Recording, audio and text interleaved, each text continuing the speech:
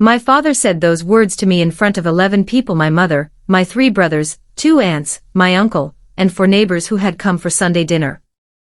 I am Nora Callahan. I am 31 years old. This is the story of how my family tried to bury me to protect a secret that went back 14 years, and how my younger sister made sure the burial never happened.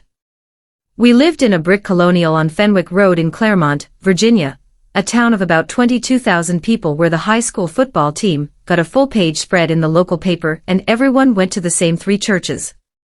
My father, Robert Callahan, was a property developer. Not a big one. He managed a portfolio of 8 residential rental properties and 2 commercial spaces on the east side of town, plus a partial stake in a strip mall on Route 9. Enough to matter. Enough that his name appeared in county meeting minutes and on the donor list at the community center. My mother, Margaret, ran the household the way a general runs a campaign. She planned meals a week in advance. She kept a notebook, cream-colored, spiral-bound, where she recorded every family obligation, every social event, every debt owed and favor extended. She believed in the family as a unit of reputation. What the Callahans looked like to the outside world was her primary project. There were 4 of us children. Thomas, 37, the oldest, who works in my father's property business and has since he was 19. Daniel, 34, who studied accounting and now manages the finances for the same business. Then me. And then Claire, 28, the youngest, who studied journalism at UVA and now works as an investigative researcher for a regional news nonprofit in Richmond. The ranking in our family was not subtle. Thomas was the heir. Daniel was the infrastructure. I was the question mark, the one who had studied social work, who asked uncomfortable questions at dinner, who once told my father that one of his rental properties on Aldine Street had code violations that were making the tenants sick. He told me to mind my own business. I was 23. I minded my business. Claire was the youngest and therefore the most protected, and the least threatening, or so my parents believed. They underestimated her the way people underestimate small rivers. Quiet surface. Tremendous current underneath. Our house smelled like pine cleaner and fresh bread on Sundays. My mother kept the floors immaculate. There was a framed needlepoint above the dining table that said "Family First" in dark green thread on cream linen. I grew up thinking that was beautiful. Later I understood it as a warning. The first time I understood something was wrong, I was 17. We were in my father's home office. I had gone in to borrow a stapler for a school project, and I found a folder on his desk, partially open. I did not snoop. I did not dig. I simply saw what was on the top page: a property deed for a parcel on the south side of Claremont, registered in a name I did not recognize. The address was 4401 Dunmore Lane. I knew that address. It was the location of a small apartment complex that had burned down 4 years earlier. 3 families had lost everything. One elderly man, a Mr. Calvin Reese, had died of smoke inhalation. The cause of the fire had been listed officially as an electrical fault. The property owner of record at the time was an LLC called Ridgeline Holdings. The name on the deed I saw in my father's office was Ridgeline Holdings. I put the stapler back. I walked out. I said nothing. I was 17, and I did not yet know what to do with the weight of a thing like that. The second time was 7 years later. I was 24, working as a caseworker for the county social services department. A client of mine, an older woman named Mrs. Patricia Dunn, mentioned in passing that she had once lived at an apartment on Dunmore Lane. That her husband had barely gotten out. That the building's wiring had been complained about to the landlord for 2 years before the fire. That nothing had been done. That the landlord had collected insurance and walked away, and the tenants had gotten nothing. I asked her who the landlord was. She didn't know the name. She said she'd tried to find out and kept hitting walls. I went home that night and I sat with what I knew. I did not yet have the document. I only had a memory of a name on a page, seen for 4 seconds when I was 17. I told myself that was not enough. I told myself I could be wrong. The third time, I could not tell myself anything.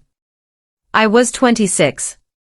My parents were refinancing one of their commercial properties, and Daniel had asked me to drop a folder at the family accountant's office on my way to work. I did. The folder was sealed, but the label on the tab read Ridgeline Holdings Historical. I sat in my car in the accountant's parking lot for 4 minutes. Then I drove to work. That evening I called Claire. I did not tell her everything. I told her I thought something was wrong, and I needed her to listen. She said, "I've been waiting for you to say that for 3 years." The fourth incident, the one that ended my silence permanently, happened on a Sunday. I had finally, quietly, pulled the county property records myself. It took me 6 weeks to get access to the right documents through the Social Services System's legal database. What I found was this: Ridgeline Holdings was incorporated in 2001. The registered agent was a man named Dennis Holt, who was my father's former business partner. The LLC had owned 4401 Dunmore Lane since 1999. In 2003, 8 months before the fire, a city inspector named Gerald Frayne had filed a complaint notation about the electrical system. That notation had been signed off as reviewed and resolved 2 weeks later. Gerald Frayne retired in 2004. I found his obituary dated 2019. I brought the records home. Not to confront. To understand. I had them in a manila folder in my bag when I arrived for Sunday dinner. I don't know how my father knew. Maybe Daniel had seen something. Maybe the accountant had mentioned my visit.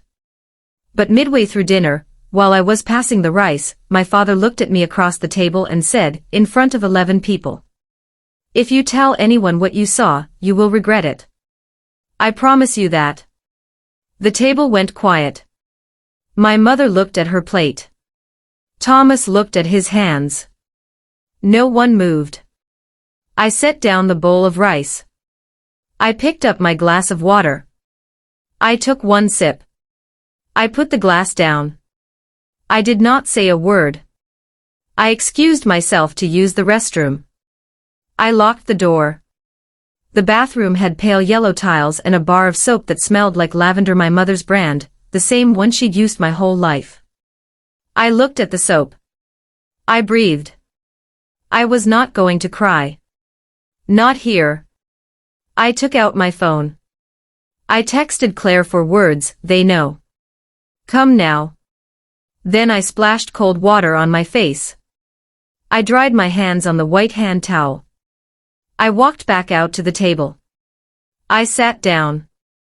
I ate the rest of my dinner. I said goodnight to everyone at the door. I drove to Claire's apartment in Richmond. It took me 1 hour and 40 minutes. I did not turn on the radio. The decision had already been made before I got in the car. I just needed the drive to be certain. Claire worked for the Meridian Accountability Project, a nonprofit investigative journalism organization based in Richmond, Virginia. Their operating budget was $1.3 million. They had broken 4 stories in 3 years that resulted in state-level investigations. Her editor was a woman named Carol Fitch, who had spent 15 years at the Washington Post before going independent. I arrived at Claire's apartment at 10:47 p.m. I laid every document I had on her kitchen table. The property records. The incorporation filings for Ridgeline Holdings. The inspector complaint from 2003. A copy of the insurance claim filed after the fire, $640,000, paid out to Ridgeline Holdings in full. The death certificate for Calvin Reese, age 71, cause of death, smoke inhalation, February 14, 2004. Claire read everything twice. She did not speak until she had finished. Then she said, "Nora, this is real." I said, "I know." She called Carol Fitch at 11:15 p.m. Carol answered. Claire said, "I have a source document situation. Family involved. It's clean."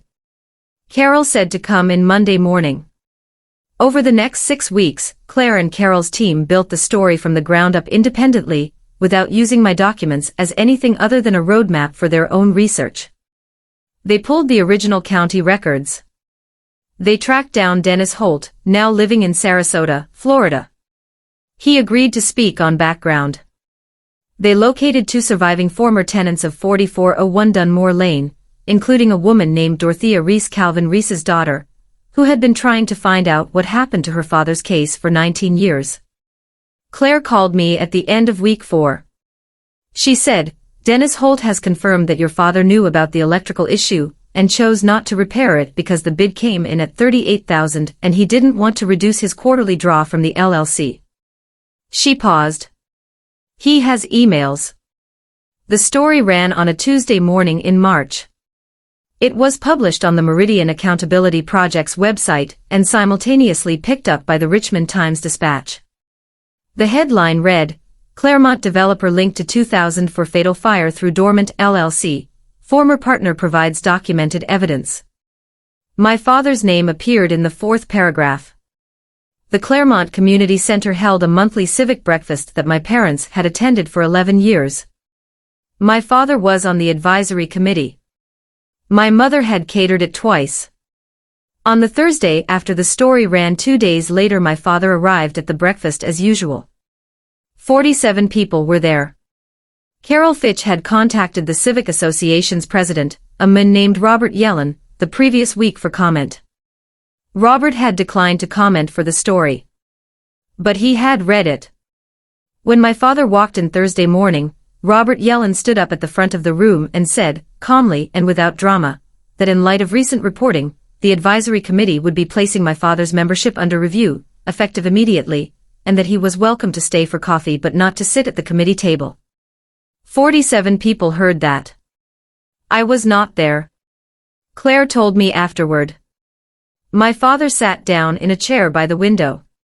She said his face did not change expression. It simply became empty, the way a room looks when all the furniture has been removed. He did not stay for coffee. 2 days later, I received a call from Thomas. He said, "Dad wants to talk." I said, "Tell him to contact the county attorney's office." That's where this goes now. Thomas was quiet for a moment. Then he said, "Nora, you destroyed this family." I said, "The fire destroyed Calvin Reese. I just made sure someone finally knew his name." I ended the call. The Claremont County Attorney opened a civil inquiry into Ridgeline Holdings in April. Dennis Holt cooperated fully in exchange for limited liability consideration. My father retained an attorney. As of the time of this recording, the matter is ongoing, and I am not able to speak to its specific progress. My mother called me once, 6 weeks after the story ran. She cried. She said she had not known, and I believed her, because my mother's cruelty was always about reputation, not cover-ups. She had not known about the fire.